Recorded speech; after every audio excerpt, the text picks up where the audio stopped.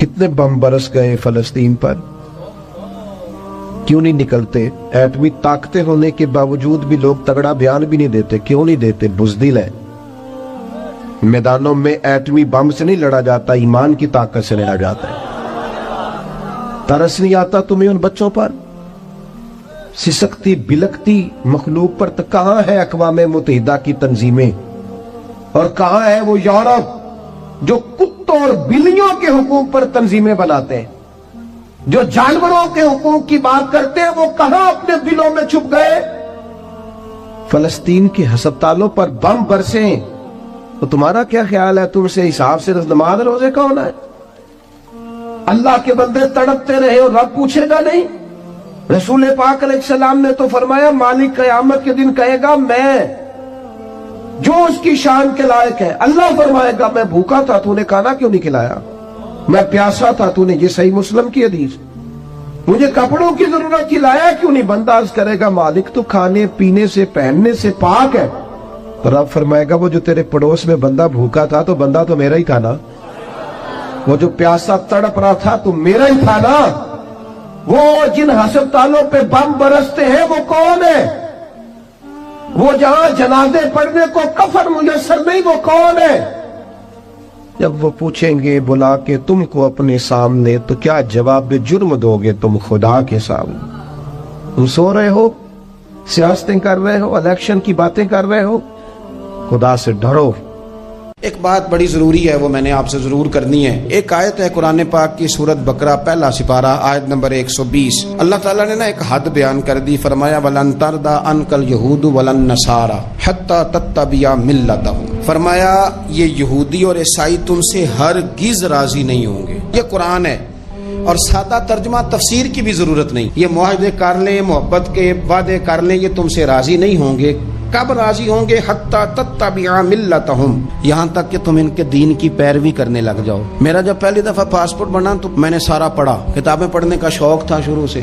اس کے ہر صفحے پہ لکھا ہے کہ سوائے اسرائیل کے، یعنی آپ پوری دنیا میں یہ سبز ہلالی پاسپورٹ لے کے جا سکتے ہیں، خبردار اسرائیل آپ یہ پاسپورٹ لے کے نہیں جا سکتے. یعنی اتنی نفرت کسی ملک سے کہ اس پر لکھ کے چھاپ دیا ہر صفحے پر کہ یہ پاسپورٹ سوائے اسرائیل کے ہر ملک کے لیے کارآمد ہے. میرا سوال ہے عرب کے ان لیڈروں سے جنہوں نے اسرائیل کے ساتھ معاہدہ کیا، مجھے بتاؤ تمہیں فلسطین کی بیٹیاں بھول گئی نا ساری کی ساری؟ تمہیں وہ ماں بھول گئی نا جو مسجد اقصیٰ کے دروازے پہ کھڑی ہو کے چیخیں مارتی تھی اور کہتی تھی کوئی علی کو خبر کرو کہ میری بچیاں قید میں ہیں؟ وہ بھول گئی؟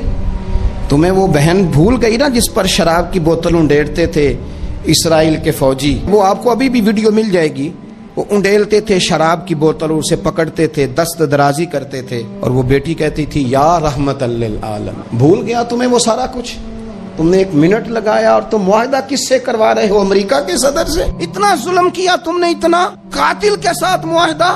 کیا سمجھتے ہو فلسطین والوں کا کوئی والی وارث نہیں؟ سنو، میرے رسول کریم صلی اللہ علیہ وسلم نے فرمایا میرا کوئی مالدار امتی دنیا سے چلا جائے، پیسے جائیدادیں چھوڑ کے جائے تو اس کی اولاد میں بانٹ دینا، لیکن اگر اس کے ذمہ قرضہ ہو تو میرے پاس آ جانا، میں اپنے امتی کا قرض ادا کروں گا. جس کا کوئی وارث نہیں ہوتا مدینے والا اس کا وارث ہوتا ہے.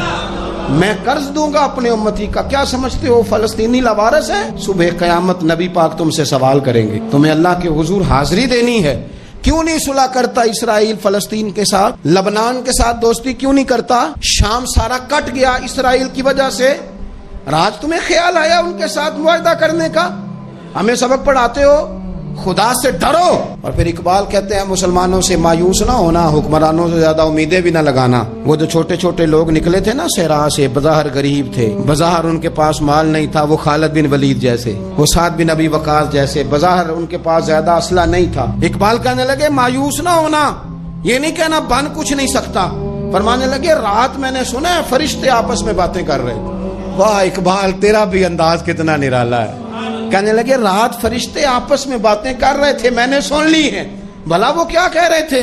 یہ سارے لوگ نا خالد بن ولید، سعد بن ابی وقاص، یہ صحرا کے رہنے والے تھے، اور اس وقت کی سب سے سپر پاور روما کہلاتی تھی. الٹ پلٹ کے رکھ دی ساری رومی سلطنت.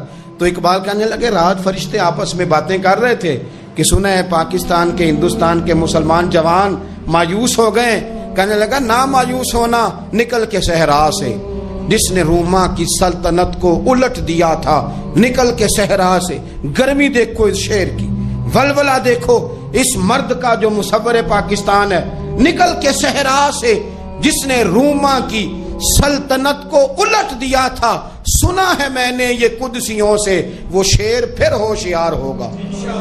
وہ کل باتیں کر رہے تھے کہ بہت سارے ان میں سے پھر جاگ گئے اور بڑی جلدی وہ بلاک بنائیں گے۔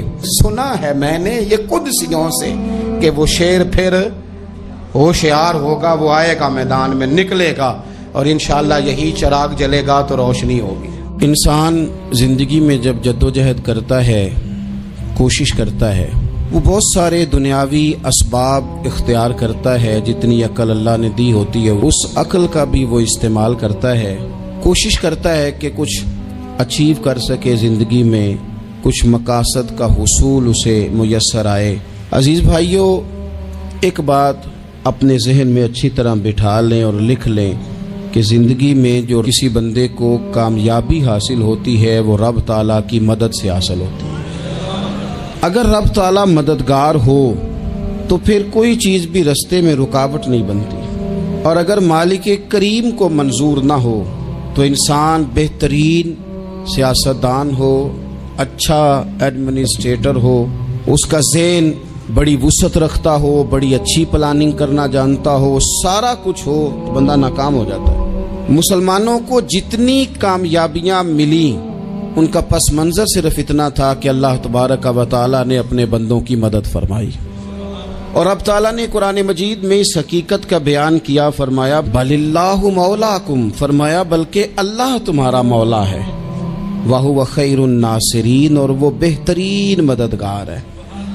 وہ جو رب تمہارا مولا ہے وہ بہترین مددگار ہے، اور اگر وہ مدد کرے تمہاری، سورہ آل عمران میں آگے جا کے ارشاد فرمایا اگر اللہ مدد کرے تو پھر تم پر کوئی غالب نہیں آ سکتا، اور اگر وہ تمہاری مدد چھوڑ دے تو پھر کوئی تمہاری مدد کر سکتا، کوئی مدد نہیں کر سکتا۔ بدر کی جنگ بھی اور فتح مکہ بھی رمضان المبارک میں ہوا ہے۔ میں دونوں پر غور کر رہا تھا تو ایک نیا مضمون میرے ذہن میں آنے لگا۔ بدر کی جو جنگ ہے اس میں بھی ایک عجیب انقلاب آیا ہے کہ 313 نے 1000 سے مقابلہ کیا، اور جن 1000 سے مقابلہ کیا وہ اسلحے سے لیس تھے، اور یہ جو 313 ہیں ان کے پاس 6 زرہیں، 8 تلواریں، چند گھوڑے، لیکن اللہ نے کامیابی دی تو خود رب نے بیان کیا کس طرح دی، فرمایا وَلَقَدْ نَصَرَكُمُ اللَّهُ بِبَدْرٍ وَأَنْتُمْ أَذِلَّةٌ۔ وہ کامیابی اس طرح ملی ہے کہ رب نے تمہاری مدد کی تھی، تم تو کمزور تھے، اللہ نے بدر میں تمہاری مدد کی، تم جیت گئے۔ وَلَقَدْ نَصَرَكُمُ اللَّهُ بِبَدْرٍ وَأَنْتُمْ أَذِلَّةٌ، اللہ نے بدر میں تمہاری مدد کی، تم تو کمزور تھے۔ پھر فتح مکہ نصیب ہوئی تو اس میں بھی بہترین منصوبہ بندی نبی پاک علیہ السلام نے فرمائی، بہترین حکمت عملی حضور نے اپنائی، لیکن ہمیں جو اللہ رسول نے بات سمجھائی وہ کیا ہے؟ اذا جاء نصر اللہ والفتح، فرمایا جب اللہ کی مدد آئی اور فتح نصیب ہو گئی۔ یہ اللہ نے مدد فرمائی تمہاری، یہاں بھی فتح مکہ بھی اللہ کی مدد سے، جنگ بدر بھی اللہ کی مدد سے۔ وہ جو مدد ہے اللہ تعالیٰ کی، جب وہ ہم یہ کرتے ہیں کہ ہم اپنی ساری زندگی سیاست کی نظر کرتے ہیں، ہماری سیاست صرف ملک میں نہیں ہوتی، ہماری سیاست خاندان میں بھی ہوتی ہے، ہم گھر کے اندر بھی سیاست کرتے ہیں، ہم کسی خاص طریقے سے لوگوں کو اپنے پیچھے چلانا چاہتے ہیں، ہم ایک خاص اسلوب اختیار کرتے ہیں کہ لوگ ہمارے پیچھے چلیں۔ اس کا نقصان ہمیں یہ ہوتا ہے کہ سیاست جو ہوتی ہے یہ شطرنج کے ہیر پھیر کی طرح ہوتی ہے، تو اس کے راز بڑی جلدی کھلنے لگ جاتے ہیں، پتہ چل جاتا ہے کہ بندہ مخلص نہیں تھا، سیاست کر رہا تھا، طریقے سلیقے سے اس نے جوڑ کے رکھا ہوا تھا۔ ہم ہر جگہ سیاست کے بل بوتے پر چیزوں کو لے کے چلنا چاہتے ہیں، سیاستیں ناکام ہو جاتی ہیں، سیانے لوگ فیل ہو جاتے ہیں، بچتا صرف وہی ہے جس کے پیچھے رب تعالیٰ کی مدد شامل حال ہوتی ہے۔ اپنی زندگی کے اندر ہم جو کچھ بھی کر رہے ہیں، جس شعبے سے بھی ہمارا تعلق ہے، آج ہم نے اس بات پہ غور کرنا ہے کہ پہلے تو یہ غور کر لیں کہ جو کام ہم کر رہے ہیں کیا وہ کام ایسا ہے کہ اس میں اللہ کی مدد ہمیں ملے گی؟ اگر آپ کوئی معاذ اللہ ناجائز کام کر رہے ہیں، फेल हराम का इर्तिकाब कर रहे हैं तो उसमें तो मदद इलाही आएगी नहीं। पहले तो ये देखें जो कर रहे हैं वो काम मदद इलाही वाला है, और अगर अल्लाह ताला की मदद वाला वो काम है फिर उस पर गौर करें कि क्या हमने मालिक से मदद का सवाल किया है, हमें मदद मुयस्सर आ रही है। वो मैंने बुजुर्गों से एक बात सुनी थी, वो बड़ी याद रह गई। वो फरमाया करते थे काबिलियत भी बड़ी चीज है लेकिन कबूलियत सबसे बड़ी चीज है। काबिल होना भी बड़ी बात है लेकिन ज्यादा बड़ी बात यह है कि उसकी बारगाह में कबूल भी है कि नहीं। अपनी जिंदगी में अल्लाह की मदद की तरफ बढ़े, मालिक की मदद का हुसूल इख्तियार करने की कोशिश करें, अल्लाह के साथ अपने आप को जोड़ें। अगर अल्लाह की मदद नसीब हो, ये जो हम जितना डरते रहते हैं, सहमे रहते हैं, परेशान रहते हैं कोई क्या कर देगा, हमारे यहाँ ना हर शोबे में माज़अल्लाह एक माफिया है, इल्ला माशाअल्लाह। वो माफिया कहता है मेरे साथ मिलोगे तो मैं चलने दूंगा वरना मैं नहीं चलने दूंगा, मार्केट में आ ही नहीं सकता फलाना बंदा क्योंकि यहाँ हमारा कब्जा है। और मेरे भाई फिर बहुत सारे लोग जिनकी नीयतें और इरादे बड़े अच्छे होते हैं शुरू में, वो भी उस माफिया का शिकार हो जाते हैं और उनके रंग में रंग जाते हैं। याद रखना, किसी शख्स की ब्लैकमेलिंग का कभी शिकार ना होना, कभी किसी की मीठी और मुसज्जा मुकफ़ा बातों का शिकार ना होना। कोई क्या कर सकता है अगर अल्लाह मददगार हो तो। जिसको रब करीम उठाना चाहे उसे कोई गिरा सकता है। हम ये डरे डरे सहमे सहमे परेशान परेशान फैसला करने की ताकत नहीं, मुझे चलना चाहिए कि नहीं, उठना चाहिए कि नहीं, करना चाहिए। उठ बांध कमर क्यों डरता है, फिर देख खुदा क्या करता है। हजरत अब्दुल्ला इब्ने अब्बास फरमाते हैं मेरे नबी पाक अलैहिस्सलाम ने मेरी तरबियत फरमाई, हुजूर ने मेरी तरबियत फरमाई। और महबूब पाक अलैहिस्सलाम ने फरमाया अब्दुल्ला याद रखना, ये नौजवान दोस्त मेरी बात लिख लें, परेशान लोग मेरी बात लिख लें, जिनके पास कुव्वत फैसला नहीं वो इस बात को लिख लें। हजरत अब्दुल्ला इब्ने अब्बास फरमाते हैं मेरे नबी पाक अलैहिस्सलाम ने मुझसे फरमाया था अब्दुल्ला सुन, अगर सारी दुनिया मिल के तेरा कोई नफा करना चाहे कर नहीं सकती जब तक मेरे रब की रजा ना हो। और फरमाया सारी दुनिया मिल के तेरा कुछ बिगाड़ना चाहे तो अब्दुल्ला बिगाड़ नहीं सकती जब तक रब करीम की हिकमत का तकाजा ना हो। लोगों से डरना, लोगों की तरफ देखना, माहौल देख के अपने राह का तायुन करना, हर बंदे के ख्यालात के मुताबिक ढलने की कोशिश करना, फलाना ना नाराज हो जाए, फलाना ना नाराज हो जाए, वो जिसने होना हो जाए, बस रब रसूल नाराज ना हो। अपनी जिंदगी में अपने मालिक को मौला जान के, बलिल्लाहु मौलाकुम, अल्लाह तुम्हारा मौला है, वहुवा खैरुन नासिरीन, वो बेहतरीन मददगार है। तवज्जो जब भी करें रब की जानिब करें, अपने दिल का किबला दुरुस्त रखें, सोचों के जाविये सीधे रखें। मेरे भाई मालिक जब बंदोबस्त कर दे ना, जब मालिक बंदोबस्त कर दे फिर ऐसा बंदोबस्त करता है कि लोगों के पास ना चारा नहीं रहता। हजरत मरियम रदियल्लाहु ताला अन्हा पाकबाज थी, मस्जिद में रही थी, पर मालिक की हिकमत के तकाजे बड़े अजीब है ना। फिर जनाब मरियम को अल्लाह ताला ने बगैर शौहर के औलाद अता कर दी। ये बात ही ऐसी थी, वो किसी ने कहा था कि मखलूक तो फनकार है इस दर्जा के पल भर में, संगे दरे काबा से भी असनाम तराशे, तुम कौन हो क्या चीज है दागे कबाबी। लोगों ने तो मरियम पे भी इल्जाम तराशे। तो लोगों ने कहा किधर से ले आई बच्चा, तेरा बाप तो ऐसा नहीं था, कहां से ले आई। अल्लाह करे मैं आपको समझा सकूं, जरा अपने आप को वहां खड़ा करें कि एक पाक बाज औरत, पाक बाप की बेटी, तैयब मां की बेटी और अल्लाह के घर में परवरिश पाने वाली खातून, एक वो वक्त और एक ये वक्त कि उस औरत को कटहरे में खड़ा करके पूछा जा रहा है कि माज़अल्लाह तेरी गोद में बच्चा जायज नहीं है, कहां से लाई है। अब खुद से सफाइयां बंदा कितनी को दे, कितनी को वजाहतें करे। और मैंने तो अपनी जिंदगी में देखा है ज्यादा वजाहत देने वाले को भी लोग झूठा समझने लग जाते हैं। ज्यादा वजाहत देने पर भी लोग कमजोरी का इजहार समझते हैं कि कमजोर पड़ गया। आप सुलह की कोशिश करते हैं, सामने वाला बुज़दिल समझ लेता है। ज्यादा वजाहतें भी कमजोर कर देती हैं। अब हजरत मरियम को कटहरे में खड़ा करके कहा बच्चा किसका है,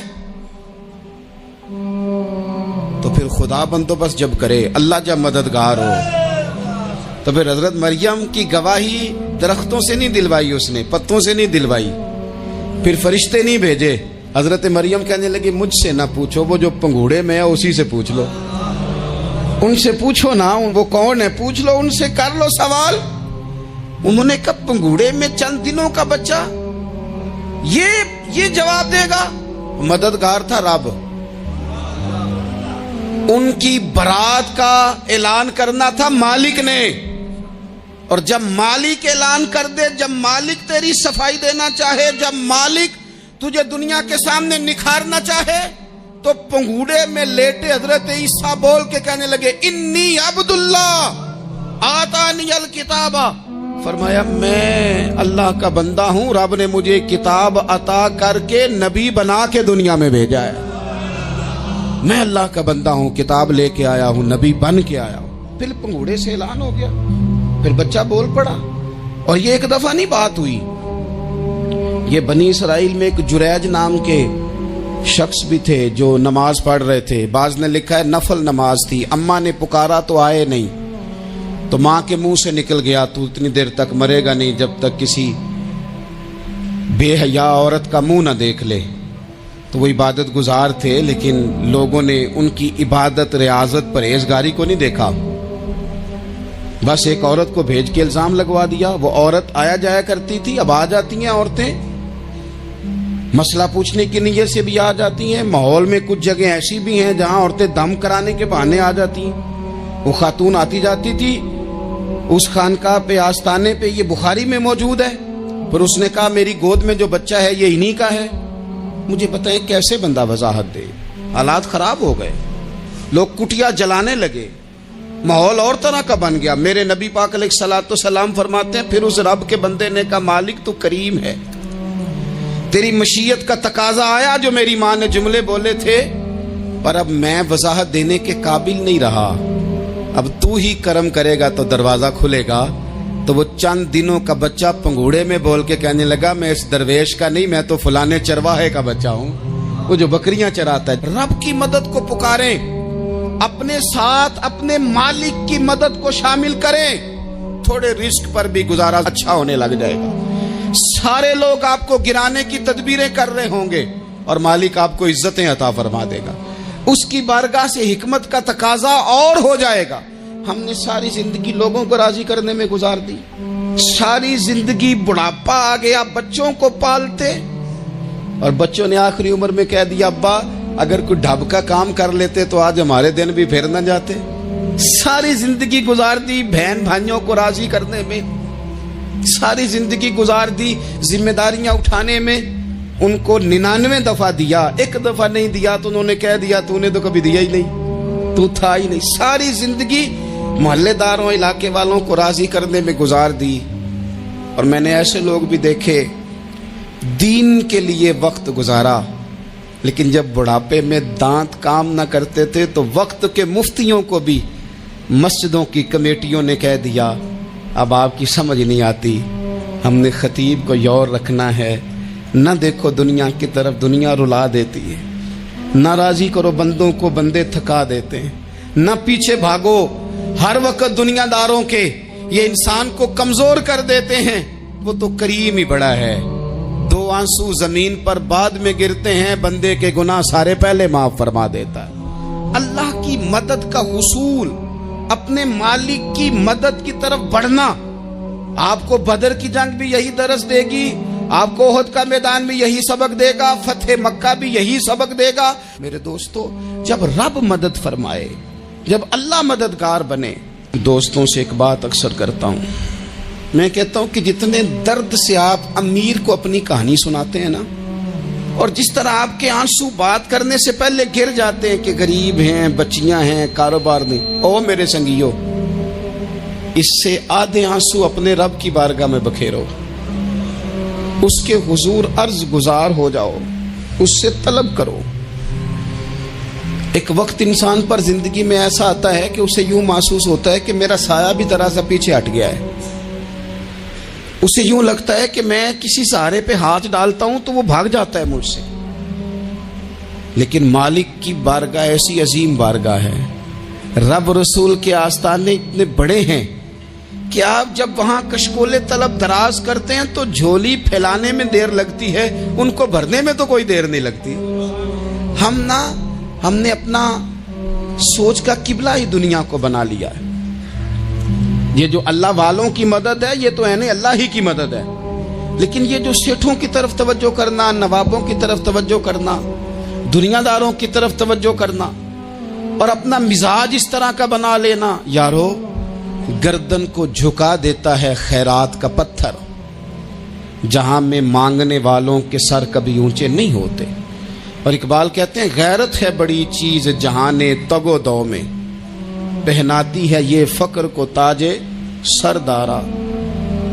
میں عرض کروں گا کہ اپنی آپ جب توجہ کا قبلہ اللہ رسول کو بنائیں گے تو رب فرماتے وَيَرْزُقْهُ مِنْ حَيْثُ لَا يَحْتَسِبُ، میں نہ تجھے وہاں سے رزق دوں گا جہاں سے کبھی تیرا گمان بھی نہیں گیا ہوگا، یہاں سے بھی مل سکتا ہے، تو نے سوچا بھی نہیں ہوگا۔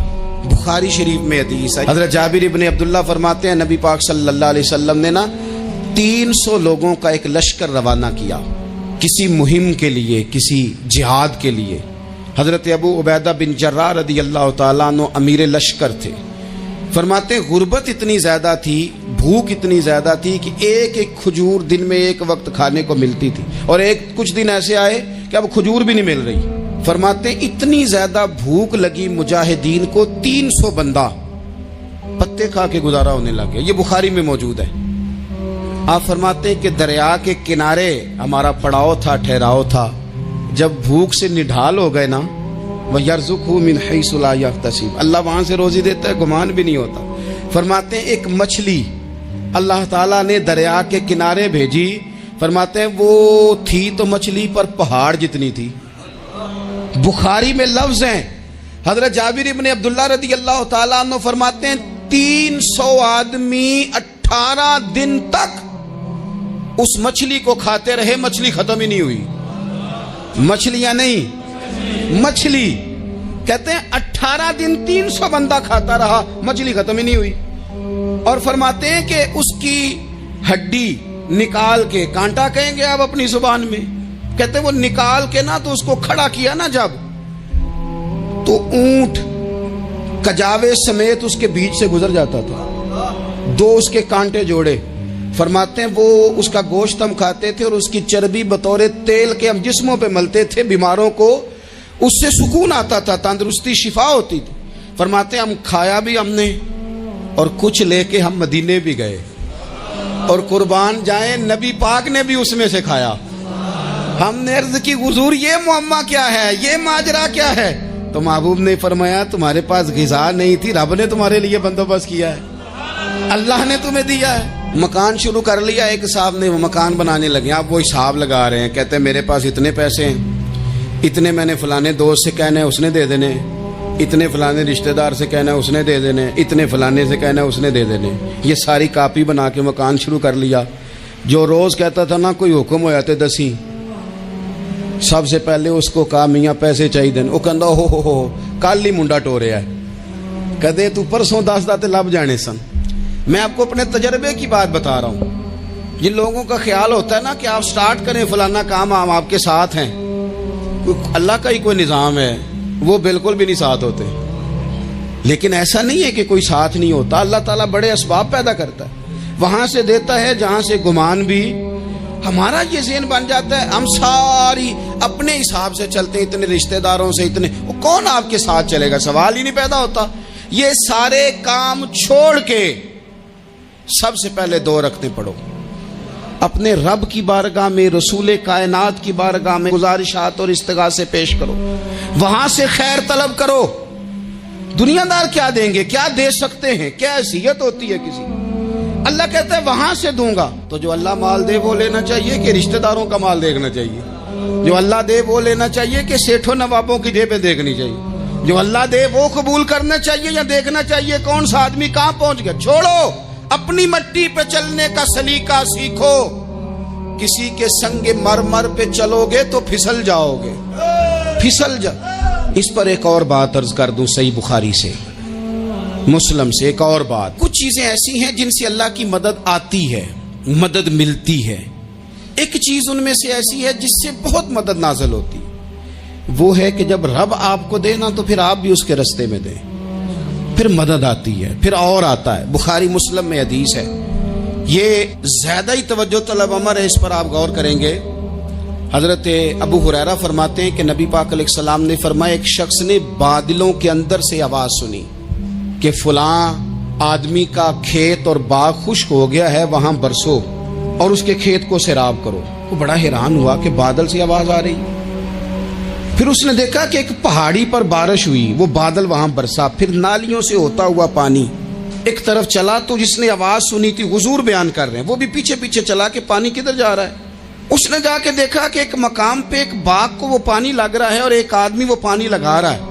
اس نے اس سے پوچھا تیرا نام کیا ہے؟ اس نے کہا کیوں؟ کہنے لگا بتا نا. اس نے نام بتایا تو کہنے لگا یہی تو وہ نام ہے جو میں نے بادلوں کے اندر سے سنا ہے کہ فلاں کے کھیت کو پانی دے دو. اس نے کہا یار تو کیا عمل کرتا ہے کہ اسپیشل تیرے لیے بارش برسے؟ یہ بخاری پڑھ رہا ہوں، سیاستہ سے حدیث عرض کر رہا ہوں. اس سے پوچھا تو کیا کام کرتا ہے کہ جناب اللہ تبارک و تعالیٰ کا حکم کرم آیا کہ خاص تیرے لیے پانی برسے اور تیرے کھیت کو سیراب کرے. تو اس نے کہا چھوٹا ذمہ دار ہوں، پر جب فصل اگتی ہے تو 3 حصے کرتا ہوں. ایک حصہ اپنے بال بچوں پہ، بہن بھائیوں پہ خرچ کرتا ہوں، ایک حصہ پورا، اور ایک حصہ دوبارہ کاشتکاری پہ لگاتا ہوں، اور تیسرا حصہ خالص میں نے مسکینوں، یتیموں اور غریبوں کے لیے رکھا ہوا ہے. وہ جو تیسرا حصہ، اللہ کرے آپ سمجھے، وہ رب کے بندوں پہ تیسرا حصہ خرچ کرتا ہے نا، تو کریم مالک نے فرمایا جہاں سے غریب کا حصہ جاتا ہے وہ کھیت خشک نہیں رہنا چاہیے. وہ جہاں سے مسکین روٹی کھاتے ہیں وہ خشک نہ رہے. جہاں سے یتیموں کو کچھ آتا ہے کہیں اس کی فصل رہ نہ جائے. میں اور آپ بھی اگر اپنے مال میں مسکینوں، یتیموں، غریبوں کے حصے رکھ لیں گے تو فصلیں خشک نہیں رہیں گی. ان کے اندر تازگی آئے گی، نور آئے گا، کرم آئے گا، خاص کر خدا کی رحمت برسے گی. مدد اللہ سے چاہیں، اپنی توجہات کا مرکز رب رسول کی ذات کو بنائیں، پھر آپ محسوس کریں گے کہ بڑی جلدی اللہ تعالیٰ کی مدد آنے لگی ہے. کبھی آپ صرف کہہ دیں نا میرا رب میرے ساتھ ہے، اس لفظ میں اتنی طاقت ہے کہ دشمن ویسے زہر ہو جاتا ہے. زندگی میں کسی سے بھی لڑائی ہو، اچھی طرح سوچ لیں کہ اللہ اس طرف ہے یا اس طرف ہے. اگر آپ زیادتی پہ ہیں تو پھر رب مظلوم کی جانب ہے. اگر اللہ کی مدد آپ کے ساتھ ہے تو دنیا کی کوئی طاقت آپ کو گرا نہیں سکتی. اور اگر آپ مظلوم کے مقابلے میں ظالم بن کے آپ کھڑے ہو گئے ہیں اور آپ نے رویہ وہ اختیار کیا ہے کہ جس میں مدد نہیں آئے گی، تو پھر یاد رکھ لیں کہ آپ کوئی بھی ہیں، کہاں بھی ہیں، آپ کمزور ہیں. طاقتور تھے ابتدائے اسلام میں، ظاہری طاقت تھی کفار مکہ کے پاس، وہ ڈنڈوں سے مارتے تھے غریبوں کو، ان کے ہاتھوں میں ڈنڈے تھے، پر خدائی طاقت ان مظلوموں کے ساتھ تھی.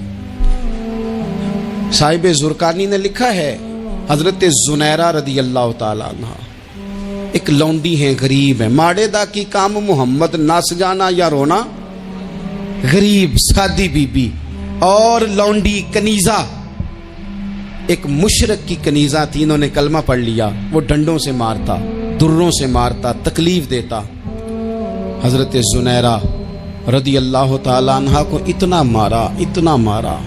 اب آپ ایک اور پہلو پر بھی غور کریں، مار بھی پڑ رہی ہے پر خدا ادھر ہی ہے، اللہ کی مدد ادھر ہی ہے. رب کہتا ہے کہ پہلے تو صبر کرنا، ان اللہ مع الصابرین.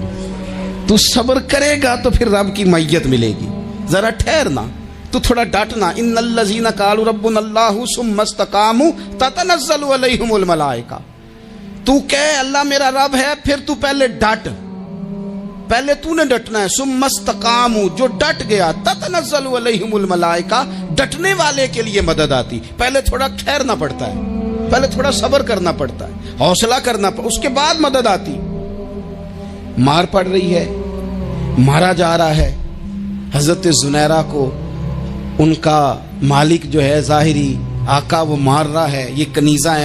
اتنا مارا، اتنا مارا ان کی بینائی چلی گئی, نظر آنا بند ہو گیا. ابو جہل آیا اور کہنے لگا زنیرہ دیکھا نا ہمارے بت تیری آنکھیں لے گئے معاذ اللہ, لات و منات ہمارے بتوں نے تجھے اندھا کر دیا. اب ایسا نہیں ہے کہ بی بی روتی جا رہی ہے, مایوسی معاذ اللہ, پریشانی غریبی بڑی ہے, پوچھنے والا کوئی نہیں, یہ باتیں نہیں. کیا جملے ہیں خاتون کے, کیا لفظ ہیں. ابو جال نے تنزیہ کہا معاذ اللہ, کہنے لگا دیکھا نا ہمارے بتوں نے تجھے اندھا کر دیا. تو جناب زنیرہ آنکھوں کی بینائی گئی ہے, رات کو گئی ہے, دکھ ابھی تازہ ہے, لیکن اللہ پہ جو توکل ہے, اپنے مالک سے جو رشتہ ہے وہ اتنا مضبوط ہے, اتنا طاقتور ہے, اس میں اتنی گہرائی ہے کہ حضرت زنیرہ بول کے نا اتنی قوت سے بولی, اتنی طاقت سے بولی کہ پورے کفر پر لرزہ طاری ہو گیا. فرمانے لگی تمہارے بتوں کی کیا اوقات ہے کہ وہ میری بینائی لے جائیں, یہ میری رب کی حکمت کا تقاضا ہے. جب تک اس نے چاہا زنیرہ دیکھتی رہی, اور جب اس نے چاہا زنیرہ کی آنکھوں کی بینائی چلی گئی, اور اگر وہ چاہے گا نا تو بینائی واپس بھی کر دے گا. اگر ہو ذوق یقین پیدا تو کٹ جاتی ہیں زنجیریں, اگر وہ چاہے گا تو بینائی آ بھی جائے گی. حضرت زنیرہ نے رات کو یہ لفظ کہے, ابو جال اور سارے کفار ڈر کے سن کے چلے گئے. آپ اطمینان سے آ کے بستر پہ سوئی. جب سویرے اٹھی تو اللہ نے آنکھوں کی روشنی واپس کر دی تھی. آنکھوں کی اب چھڑی پکڑی ہے, بازاروں میں گھومتی ہے, کہتی ہیں بلاؤ کدھر ہے تمہارے لات و منات, دیکھو میرے رب نے روشنی واپس کر دی. آ کر میرے ساتھ ادھر آ, ستمگر ہنر آزمائیں, تو تیر آزما ہم جگر آزمائیں. بیمار لوگوں یاد رکھو, کہہ دیا ڈاکٹر نے کہ تو بڑا بیمار ہے, تو بڑا کمزور ہے, یہ ہو گیا وہ ہو گیا, تو ڈاکٹر اپنے علم کے مطابق بات کر رہا ہے. ہوگا تو وہ جو میرا رب چاہے گا. کمزور ہو جانا, پریشان ہو جانا, تکلیف میں آ جانا, پتہ نہیں بات ہو گئی ہے تو جانے کیا ہو جائے گا. اپنی زندگی کے اندر اپنے رب سے رشتہ مضبوط کریں, رسول کائنات سے رشتہ مضبوط کریں, اللہ والوں سے رشتہ مضبوط کریں. حضرت زنیرہ نے پیغام دیا کہ زندگی میں جو جینا چاہتے ہیں تو وہ رب کا نام لے کے جی سکتے ہیں. جو اپنی زندگی میں خوشیاں دیکھنا چاہتے ہیں تو رسول اللہ کے نام پر خوشیاں دیکھی جا سکتی ہیں. توکل کی بنیاد پر بندہ خوشیاں لے سکتا ہے. اور اگر انسان میں توکل نہیں ہے تو پھر وہ اس کالے جادو سے بھی ڈر رہا ہے, وہ نیلے سے بھی ڈر رہا ہے, وہ پیلے سے بھی ڈر رہا ہے, وہ فلانے سے بھی ڈر رہا ہے, وہ میرے خلاف فلانا رشتہ دار سازش کر رہا ہے تو ڈر رہا ہے, فلانا میرے بارے میں یہ کر رہا ہے تو ڈر رہا ہے, وہ پتہ نہیں دنیا ادھر ہو جائے گی تو کیا ہو جائے گا. اٹھ باندھ کمر کیوں ڈرتا ہے, پھر دیکھ خدا کیا کرتا ہے. تو اس ساری گفتگو کا نچوڑ آپ کو یہ عرض کیا ہے. سب سے پہلے تو یہ کہ میدانوں میں مدد بھی اللہ کی, رزق میں مدد بھی اللہ کی, فصلیں خشک ہوں تو مدد پھر بھی اللہ کرے, تو پھر ساری مدد. اور اگر انسان بیمار ہو تو پھر بھی مدد اللہ کی. تو اپنے اللہ کی جانب توجہ کو بڑھائیں, آپ اللہ سے مدد کے سوالی بنیں. ترمذی کی ایک حدیث ہے, میں آپ کو زندگی کا تجربہ بتاتا ہوں کہ جب میں بڑا پریشان ہوتا ہوں تو یہ والی روایت کھول لیتا ہوں, مزہ دیتی ہے. میرے نبی پاک علیہ السلام نے فرمایا اپنے دکھ سیٹھوں نوابوں کو نہ کہنا, مالداروں کا نہ کہنا, ورنہ اللہ تمہیں کبھی غنی نہیں کرے گا. فرمایا اپنے دکھ اپنے رب کی بارگاہ میں عرض کرنا, جلدی کرے یا دیر سے کرے اللہ تمہیں لوگوں سے بے نیاز کر دے گا, اللہ تمہیں غنی کر دے گا. رات کو بیٹھو نا اس کی بارگاہ, اسے دکھڑے سناؤ, چھوٹی چھوٹی باتیں. حضور نے فرمایا نمک بھی مانگو تو رب سے مانگو, چھوٹی چھوٹی بات سے شروع کرو نا. جب بندہ شروع کرتا ہے نا چھوٹی چھوٹی چیزیں تو بڑی ساری چیزیں یہ اس طرح ہوتا ہے جیسے بندہ رب سے گفتگو کر رہا ہے, مالک مجھے یہ چاہیے, مالک میں یہاں کمزور ہوں, اللہ میں یہاں پریشان ہوں. آپ یہ کر کے تو دیکھیں, لمبی لمبی دعائیں مانگ کے تو دیکھیں, اس کے حضور جوڑ کے تو دیکھیں, آپ دیکھیں گے راحت کتنی ہے, سکون کتنا ہے.